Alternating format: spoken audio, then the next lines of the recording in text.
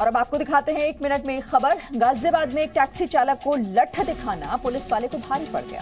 सबसे पहले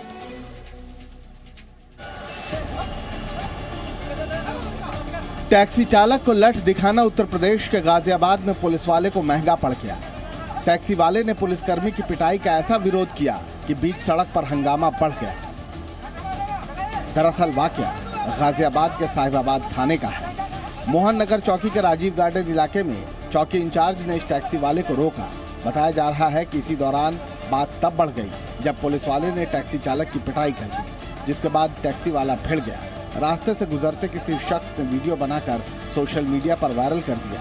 पुलिस वाला मोहन नगर चौकी इंचार्ज राम सेवक हैं, जिनके साथ टैक्सी वाले अनूप की कहासुनी हुई। ये हुआ, मैं गाड़ी भर के वहाँ से चला, दरोगा जी आगे उन्होंने चालान किया मेरा। उसके बाद में फिर मेरे को डंडों से चांटे लगाए, मुझे मारा पीटा। मैं बोला मैं कप्तान जी साहब को फ़ोन करता हूँ। मैंने कप्तान साहब को कॉल करी। उसके बाद में वो बोले चौकी जाओ। चौकी में हमारी कोई सुनवाई नहीं हुई।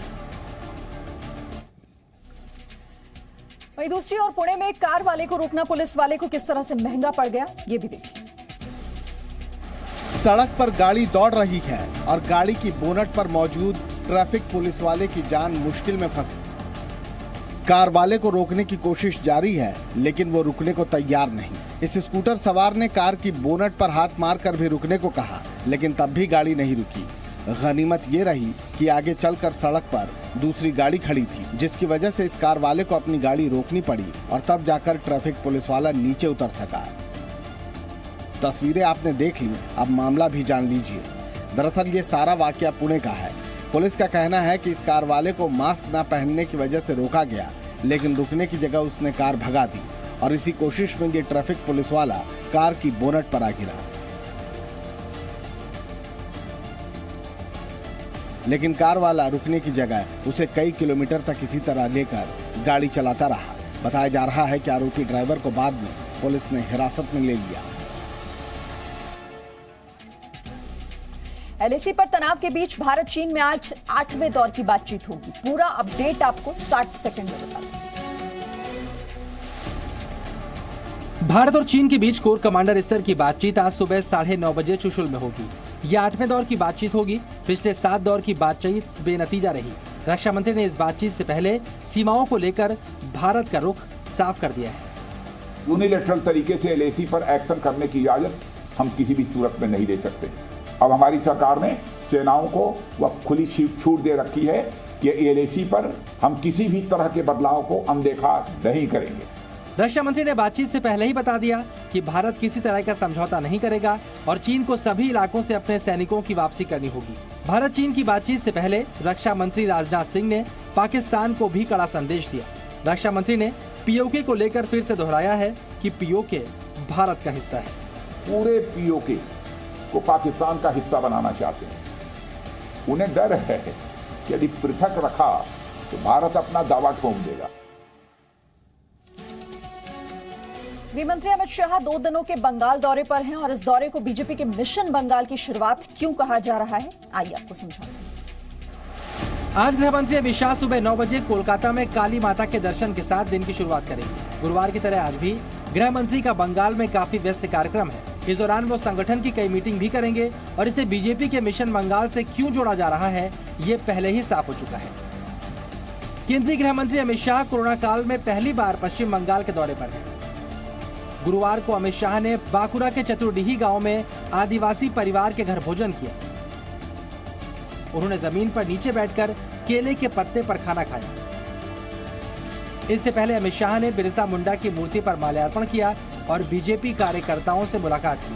उन्होंने दावा किया कि पश्चिम बंगाल में अगले वर्ष होने वाले चुनाव में 2/3 बहुमत के साथ बीजेपी की सरकार बनेगी। मैं निश्चित रूप से देख रहा हूं कि ममता सरकार का मृत्युगंड बच चुका है। आने वाले दिनों में यहां भारतीय जनता पार्टी की 2/3 बहुमत की सरकार बनने जा रही है।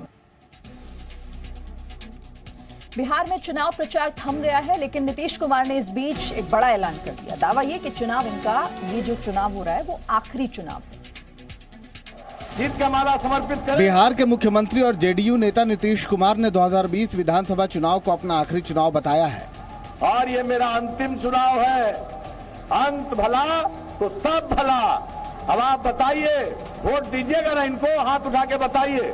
हालांकि नीतीश के ऐलान के बाद कांग्रेस और आरजेडी दोनों ने तंज कसा। तेजस्वी बोले कि नीतीश कुमार हमेशा मुद्दों को भटकाते हैं। ज़मीनी हकीकत को वो पहचान नहीं पाए। हम लोग मुद्दे की बात करते रहे, वो मुद्दे को भटकाने की कोशिश करते रहे। इस चरण में 15 जिलों के 78 सीटों पर चुनाव 7 नवंबर को होगा।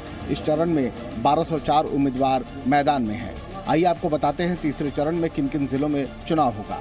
पश्चिमी चंपारण, पूर्वी चंपारण, सीतामढ़ी, मधुबनी, सुपौल, अररिया, मधेपुरा, पूर्णिया, कटिहार, किशनगंज, सहरसा, दरभंगा, वैशाली, मुजफ्फरपुर और समस्तीपुर में 7 नवंबर को वोट डाले जाएंगे। बिहार विधानसभा चुनाव का परिणाम 10 नवंबर को घोषित होगा।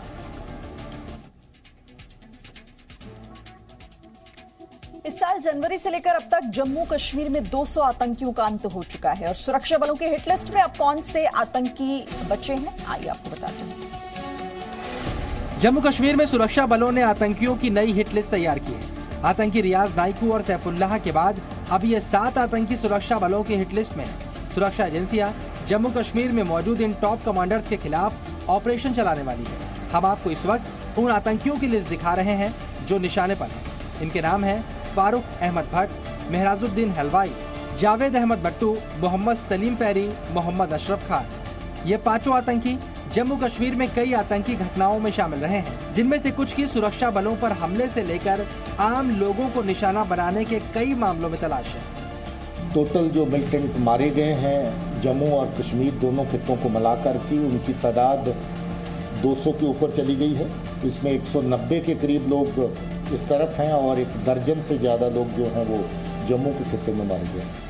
हाल ही में हिजबुल कमांडर डॉक्टर सैफुल्लाह के ढेर होने से पाक खुफिया एजेंसी ISI बेहद परेशान है। जम्मू कश्मीर से आर्टिकल 370 के खात्मे के बाद से ही नेशनल कॉन्फ्रेंस और PDP बौखलाई हुई है। महबूबा मुफ्ती आज पार्टी नेताओं से गुपकार डिक्लेरेशन को लेकर चर्चा करने वाली है, लेकिन दूसरी तरफ गुपकार गैंग के खिलाफ केस दर्ज करने की आवाज उठने लगी है। जम्मू कश्मीर के गुपकार ग्रुप के खिलाफ कंसर्नेड ग्रुप ऑफ इंडिया ने देशद्रोह का केस दर्ज करने की मांग की है। पूर्व सैन्य अधिकारियों, नौकरशाहों और शिक्षाविदों के 267 पूर्व अफसरों के इस संगठन ने गुपकार ग्रुप को राष्ट्र विरोधी बताते हुए कहा, कुछ लोग स्वार्थ के लिए लगातार अभिव्यक्ति की स्वतंत्रता का दुरुपयोग कर रहे हैं, हमारे देश और संविधान के बारे में गलत बातें बोल रहे हैं, अलगाववाद को बढ़ावा देने की कोशिश कर रहे हैं और दुश्मन देशों की भाषा बोल रहे हैं। महबूबा मुफ्ती की नजरबंदी से रिहाई के बाद गुपकार ग्रुप की बैठक हुई थी और जम्मू कश्मीर में अनुच्छेद 370 की वापसी को लेकर चर्चा हुई। PDP और नेशनल कॉन्फ्रेंस समेत कश्मीर की कई पार्टियों ने अनुच्छेद 370 की बहाली के लिए गुपकार नाम से एक गठबंधन बनाया है। जम्मू कश्मीर में आज महबूबा मुफ्ती गुपकार डिक्लेरेशन को लेकर अपनी पार्टी के नेताओं से बातचीत भी करेंगे। मैडम PDP ऑफिस में बैठेंगी और अलग अलग डेलीगेशनों को मिलेंगे और उसके बाद परसों 7 तारीख को जो हमारा people alliance for Gupkar declaration का जो है उसकी मीटिंग है फारूक साहब के रेजिडेंट्स के ऊपर बठिंडी में। योगी सरकार का CAA NRC के प्रदर्शनकारियों के खिलाफ एक्शन लगातार जारी है। सरकार ने प्रदर्शनकारियों पर इनाम घोषित किया। पुराने लखनऊ में कई जगह आरोपियों के पोस्टर लगाए गए। मौलाना सैफ अब्बास सहित 14 अन्य आरोपियों के पोस्टर सड़कों पर लगाए गए। CAA NRC के विरोध में उत्तर प्रदेश की राजधानी लखनऊ में पिछले साल दिसंबर में हिंसक प्रदर्शन हुआ था और इस हिंसक प्रदर्शन के खिलाफ योगी सरकार का एक्शन लगातार जारी है। प्रदर्शनकारियों पर इनाम घोषित किया गया है। पुराने लखनऊ में कई जगह आरोपियों के पोस्टर लगाए गए हैं। मौलाना सैफ अब्बास सहित 14 दूसरे आरोपियों के पोस्टर सड़कों पर लगाए गए हैं। 8 प्रदर्शनकारियों को गैंगस्टर के मुकदमे में वांटेड घोषित किया गया है। आरोपियों के घर के बाहर भी नोटिस चिपकाया गया है।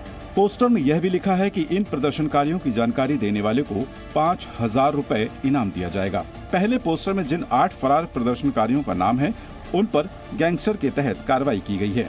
पुलिस के मुताबिक ये सभी पिछले वर्ष 19 दिसंबर को CAA NRC के खिलाफ हुए उग्र प्रदर्शन में शामिल थे।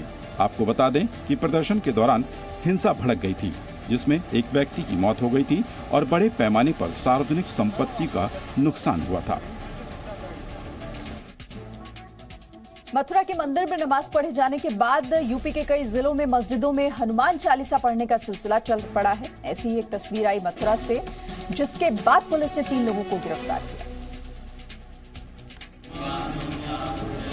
उत्तर प्रदेश के मथुरा स्थित गोवर्धन इलाके की ईदगाह में हनुमान चालीसा का पाठ किया गया। खुद को राष्ट्रीय महाराणा प्रताप युवा सेना के अध्यक्ष बताने वाले भरत सिसोदिया और उनके दो साथियों ने ईदगाह में बैठकर हनुमान चालीसा का पाठ किया और वीडियो सोशल मीडिया पर वायरल कर दिया। वायरल वीडियो को देखते ही पुलिस हरकत में आई और 3 लोग गिरफ्तार कर जेल भेज दिए गए। ऐसी सभी घटनाओं को बहुत गंभीरता से लेते हुए पुलिस द्वारा इनके ऊपर कठोर दंडात्मक कार्रवाई की गई है। शांति भंग करने के आरोप में कार्रवाई की गई है। पुलिस का कहना है कि मजार पर हनुमान चालीसा का पाठ किया गया। कानून में एक जैसा बर्ताव होना चाहिए। मेरी राय में ये कदम जो हमारे उपजिला मजिस्ट्रेट द्वारा उठाया गया है न्याय संगत है। धारा लगी है इस पर 151 झगड़े की धारा लगी है। 107 शांति भंग की धाराओं में जहाँ चालान करके भेजा है, शांति भंग न हो उस बिहार पर इनको भेजा गया है। Presenting B News app available on Google Play and App Store. Download it now.